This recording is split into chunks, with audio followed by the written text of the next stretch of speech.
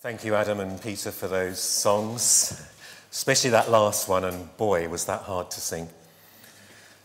That was hard to sing. Great prayers of the Bible.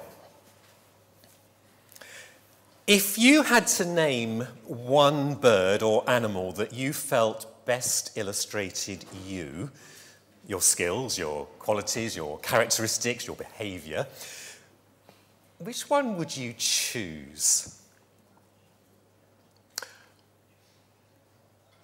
Perhaps it would be a dove because you feel, I'm really much a peacemaker. Perhaps it would be a porcupine because I think I'm pretty spiky, actually. I'm not going to ask you to tell me, I will spare your blushes. You might find it easier to think of an animal to describe the person sitting next to you. But I'm not going to ask you to do that because that could be a very risky road and the end of some very deep friendships. It would be interesting, however, to have done a poll of the animals that you'd choose. For yourself, that is. But suffice to say, I'm pretty sure that few of you would have a sheep at the top of your list. Maybe one or two did. Sheep do have some very endearing qualities, but they're a bit woolly. And they're not known for their intelligence, and they are extremely vulnerable. Their only real defense is to stay together. And even then, one only has to see the terrible carnage caused when a rogue dog, or in some places a wolf, attacks a flock of sheep. And yet, a sheep is exactly the animal that the great King David chose to describe himself. Great warrior king par excellence and slayer of Goliath. You'd think he'd choose maybe the roaring lion of Judah, or a muscular bear, or even a wily old fox. But no. In one of his most famous prayers, David sees himself as a sheep. So let's explore why. Can you turn with me, please, in your Bibles to Psalm 23? It will be on the screen temporarily as well. And let's read this together out loud. Do please read it with me. And don't worry if there's slight variations in the words. The Lord is my shepherd. I lack nothing. He makes me lie down in green pastures. He leads me beside quiet waters. He refreshes my soul. He guides me along the right paths for his name's sake. Even though I walk through the darkest valley, I will fear no evil, for you are with me. Your rod and your staff, they comfort me. You prepare a table before me in the presence of my enemies.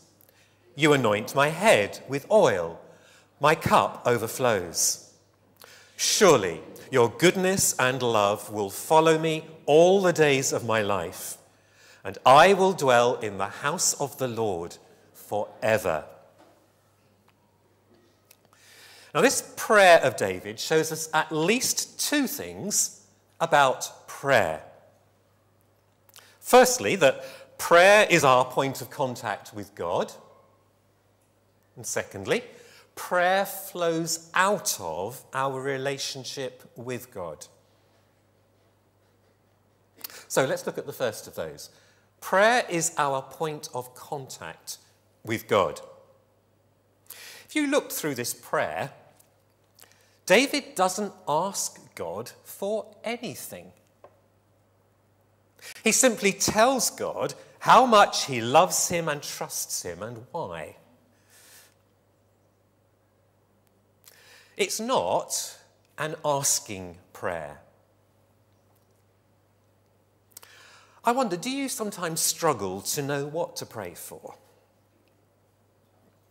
Perhaps, like me, you've been struggling to know how do you pray for the horrendous situation in Ukraine?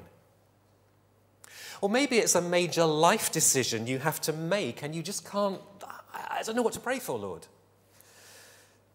Or maybe it's over some results that you are tentatively waiting for from the hospital.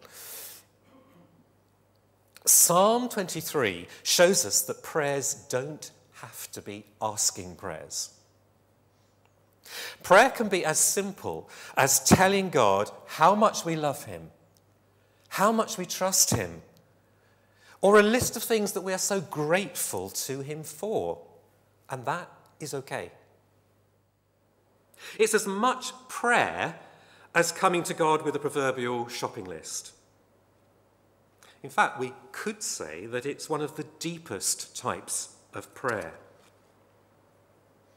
In it, we and God touch base, if you like, together. Now, think of those deep, intimate, personal, meaningful conversations that you have with the people you love the most. I may not be married, but I've read enough to know that your most deep and meaningful moments are unlikely to be served well by coming to your loved one with a list of jobs you want them to do, or things that you want them to buy for you. No, intimacy involves those expressions of love, gratitude, appreciation, those things that you probably wouldn't want anyone else to hear you saying. There is, of course, isn't there, the stereotype conversation between a husband and wife where the wife says, "Do you really love me?"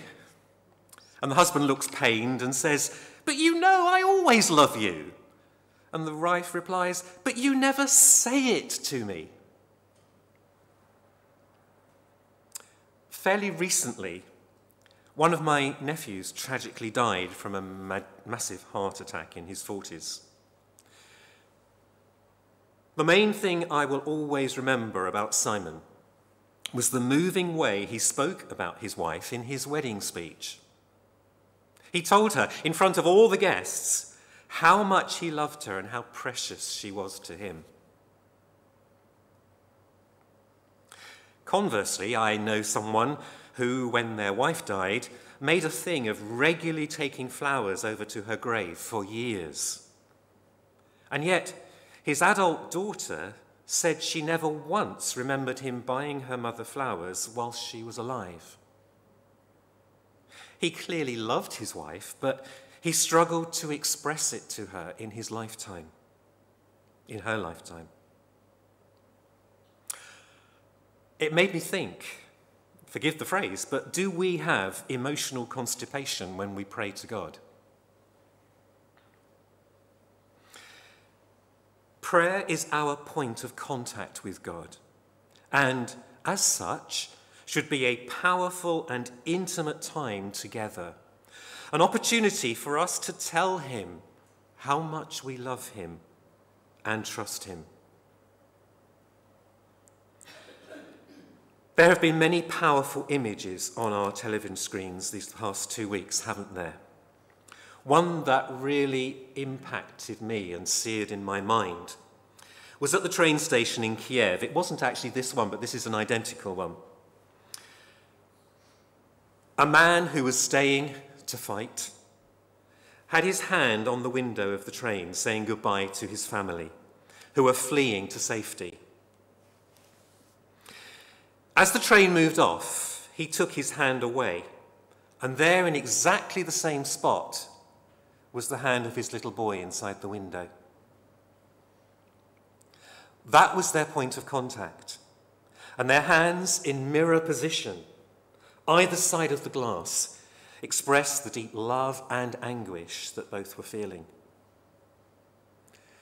Isn't that a beautiful image of what prayer can be?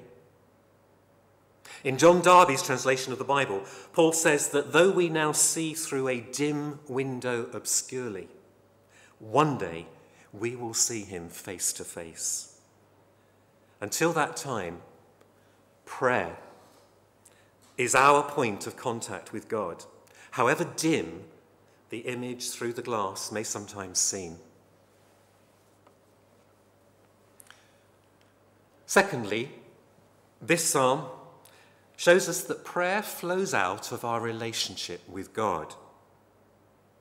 David describes his relationship with God in two ways, and both express his deep love for and total dependence on God. Firstly, he talks about the sheep and shepherd relationship in verses 1 to 4.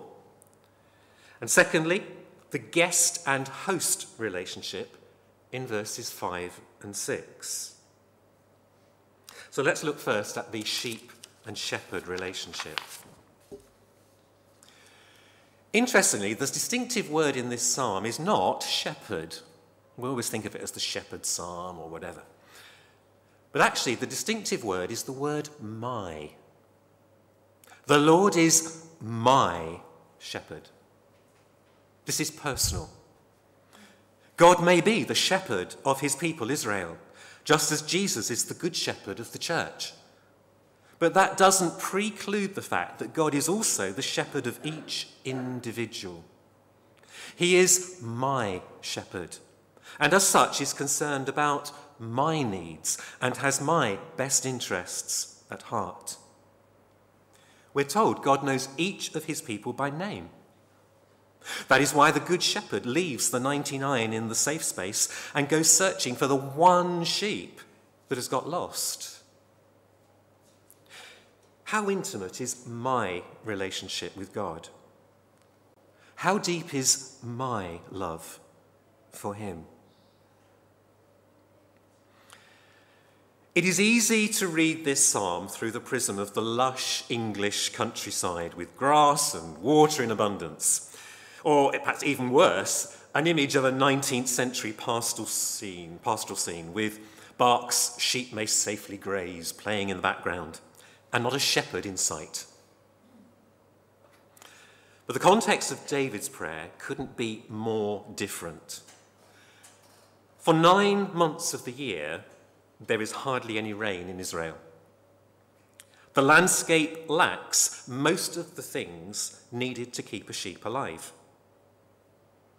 Without a shepherd who knows the landscape well, no sheep would survive for more than a few days.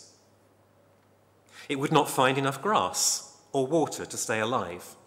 Apart from the Jordan River, most streams in Israel dry up in the summer and become dry wadis at the bottom of deep, high-sided ravines where little sunlight penetrates. The haunts of bandits and wild animals. Waterless death traps for people and sheep alike.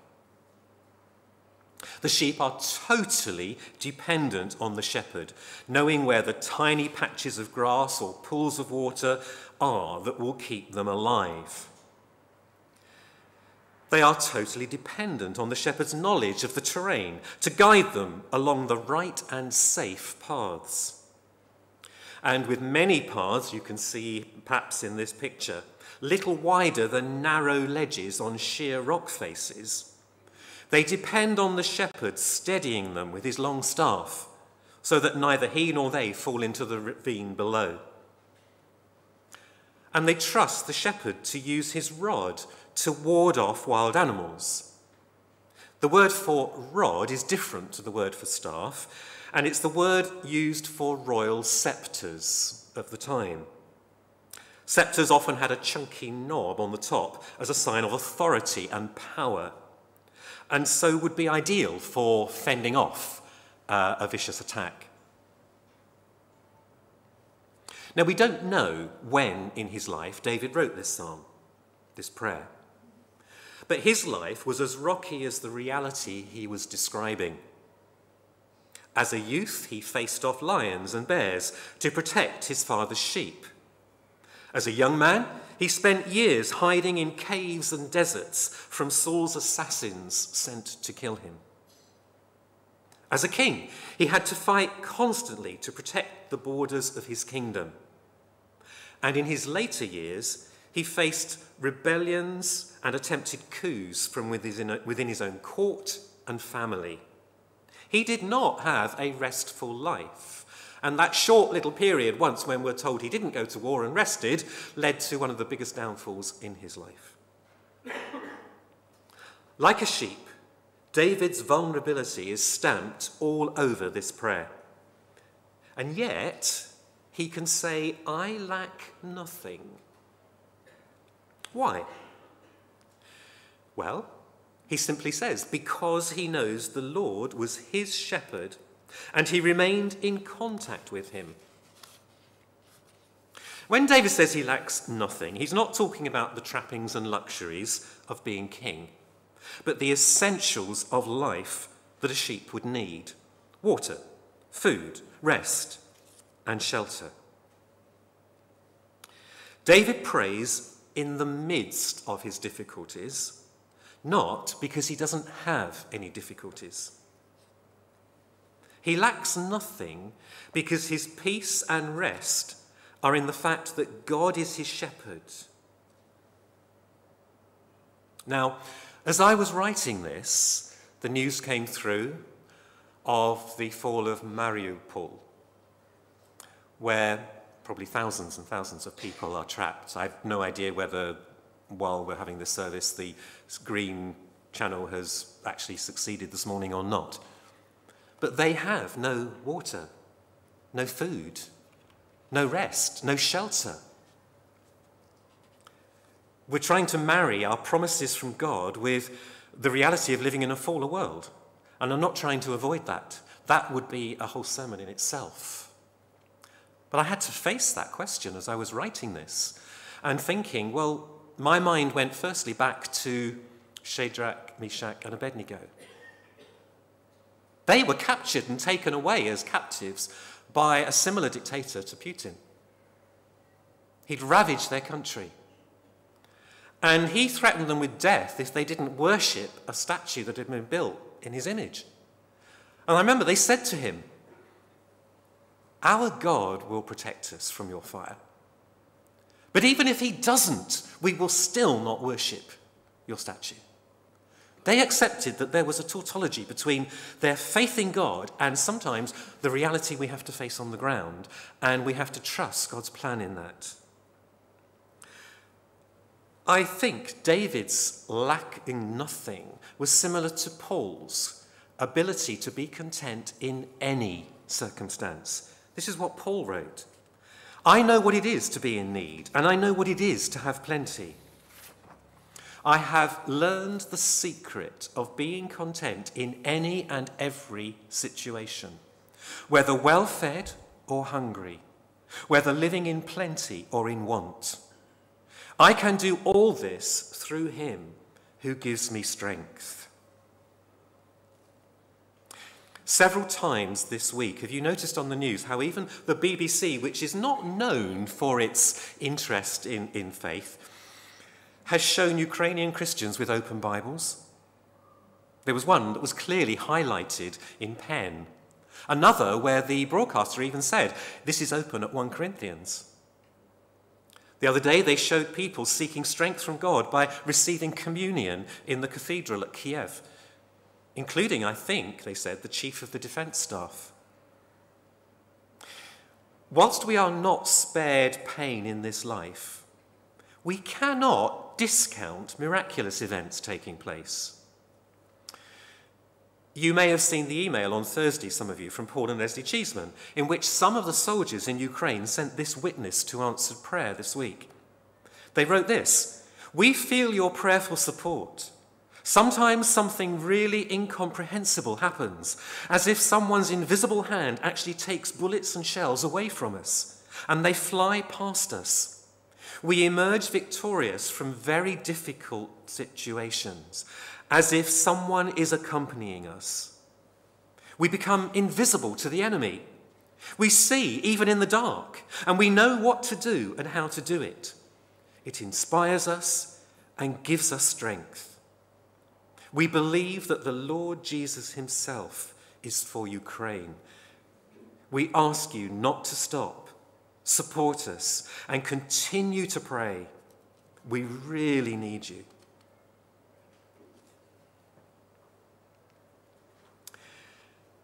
This psalm is not all about sheep and shepherds. Halfway through, the image changes.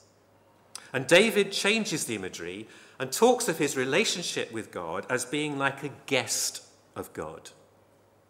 He says, "You prepare a table before me in the presence of my enemies. You anoint my head with oil. My cup overflows. Surely your goodness and love will follow me all the days of my life, and I will dwell in the house of the Lord forever." Now, I always used to imagine in my mind here a victory banquet with a sort of Tudor England big tent that the king sat in front with all the enemies chained up sitting in front of him. Now, I can't say there isn't any possibility of some sort of imagery like that. But the more I read these two verses and read around them, the more I see a much more intimate setting. If we take verses 4 and 5 as a whole, we see that we are in God's house.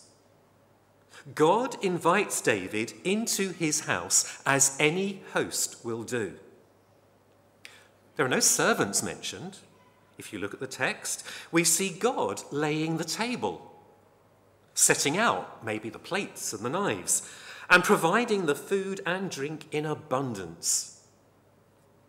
God, as host, greets David as any house servant would have done. Perhaps we can imagine God washed his feet like he did a millennium later when he came and washed his disciples' feet. What we do know is that God anointed David's head with aromatic oil, which was something a servant would do to any guest on arrival. Similar perhaps to how we might say to our guests if they've had a really long journey, "If you'd like to freshen up, there are fresh towels and soap in the bathroom." This is God as the perfect host, waiting on his guests in his own house, and it is a shocking picture. No one was allowed into the house of God except the priests. And yet David prays as though God has invited him in. And not just invited him in, served him. And what about David's enemies here? Well, we've already seen, haven't we, that David is praying to God in the midst of his many struggles and trials. He's not praying during an absence of trials. Now, there may be allusion in his words here to the time of the Exodus when the whole disgruntled Israelite nation cried out to Moses and said, "Can God spread a table in the desert?" The answer then was yes. They had to wander in the desert for 40 years due to their lack of faith. God didn't spare them that. He didn't take them out of their suffering, but he walked with them day and night. And he provided them with meat, bread, rest, water, and shelter all those 40 years. God spread a table for his nation in the desert. God spreads a table for David. David is expressing his love for and total dependence on God when things are not good from a human point of view, or a sheep's. Such is David's relationship with God that his confidence is based on not wishful thinking, but God's covenant promises. Look again at verse 6. "Surely your goodness and love will follow me all the days of my life, and I will dwell in the house of the Lord forever." Or as the AV put it, "Surely goodness and mercy shall follow me all the days of my life." Let me just lighten the mood for a moment. Jim, I hope you don't mind me saying, when Jim and I were at Glebelands a few years ago, I can remember the head of cookery, and I can't remember her name, Jim might, she used to take assembly about once a term, and she used to tell a really good story. And I can remember this sort of over, 50 years later or whatever. She told the story of a teacher who said to her class, "Right, okay, by next lesson, I want you to find as many animals as you can in the Bible." So next lesson came, and all went really well as the kids reeled off their animals with the evidence, until little Sammy put his hand up and he said, "Miss, I found God's sheepdogs." the teacher said, look, Sammy, God doesn't have any sheepdogs. There are no sheepdogs in the Bible. Miss, yeah, there are. There's 3. One's called Surely, one's called Goodness, and one's called Mercy. And that's why they follow him everywhere. Now, I'm not sure that Sammy had the best exegesis of verse 6. But it helped me to remember my whole life these words. Surely, it's guaranteed, it's definite, it's a covenant. God's goodness and mercy will follow me all the days of my life. The word translated love or mercy here, or sometimes loving kindness or steadfast love, is that same word chesed that Dave referred to last week, which is the Old Testament word for God's covenant, promised, guaranteed love that will not be capriciously removed when we let him down and is not dependent on how good we've been that day. As Paul wrote to the Romans, who shall separate us from the love of Christ? Shall trouble or hardship or persecution? No, he says. In all these things we are more than conquerors through him who loved us. In addition to David's deep love for God, we also see his love for the house of God. Just 4 Psalms later, David prays what Peter read to us at the beginning of our service. One thing I ask of the Lord, this is what I seek, that I may dwell in the house of the Lord all the days of my life, to gaze upon the beauty of the Lord and to seek him in his temple. Now, David longed to build a proper stone temple where God could be worshipped. But that privilege fell to David's son Solomon, as again Peter reminded us last week. He also reminded us that Jesus said that he was God's temple. And the New Testament makes clear that we as God's church are his temple too. Thursday week passed when Russia invaded Ukraine. We opened the church here for 2 hours during that day. Nearly 50 people dropped in during that time to pray. There was something very special and strengthening about being together in the presence of God and praying together. Not because we were praying in the church building, but because we were praying with the church and as the church. Even people who don't come to CBC also came and joined us. We should never underestimate the strength and value of praying with others, whether that be face-to-face at designated times of prayer, or in our small groups, or in the online prayer meeting Sunday night.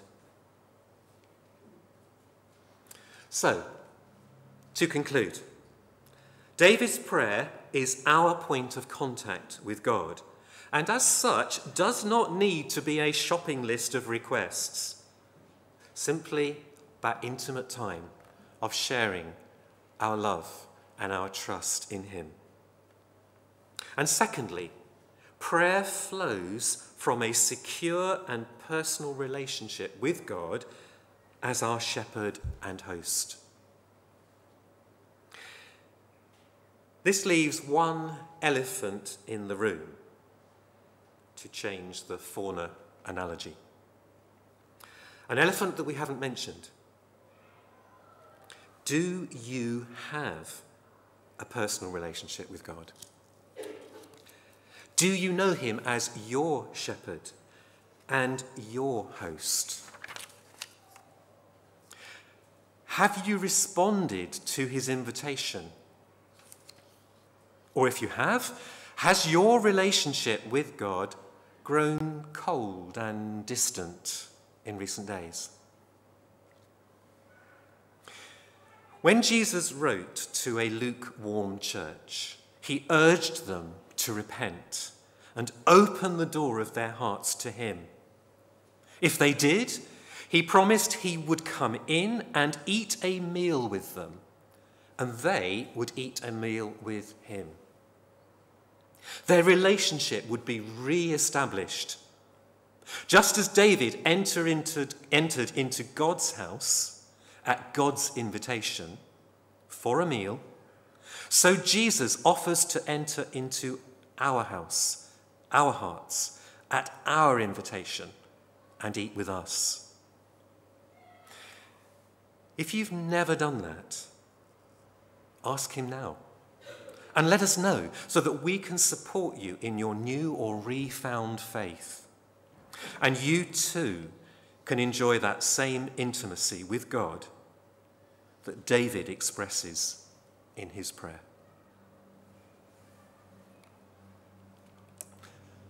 Let's pray.